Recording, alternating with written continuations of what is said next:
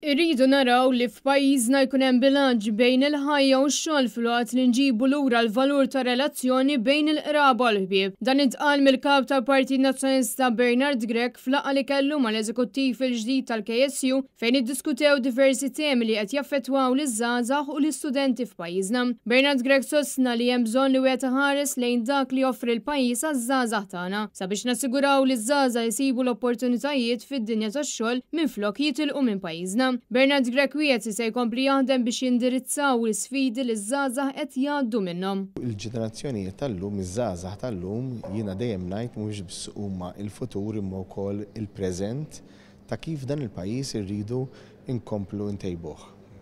Fiduċja kbira fiż-żgħażagħ fl-laqgħa llum li kelli propju mal-eżekuttiv ta' KSU stajt anke niddiskuti magħhom fuq diversi temi u materji.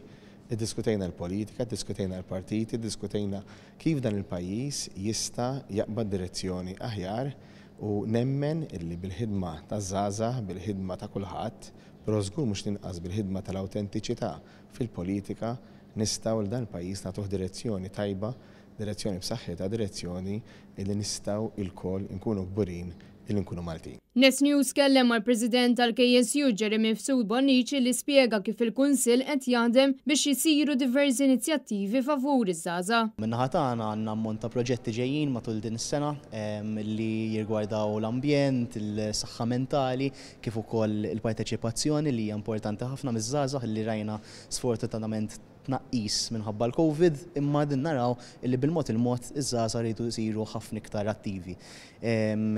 Diskutejna ħafna wkoll fuq l-importanza ta' dawn it-tip ta' proġetti li isaħħu dejjem il-parteċipazzjoni taż-żgħażagħ. Preżenti għall-laqgħa kien hemm ukoll is-Segretarju Ġenerali tal-Partit Nazzjonalista Michael Piccinino, id-Deputat Bernice Bonello u l-President tal-MZPM Mirjana Testaferrata Denoto.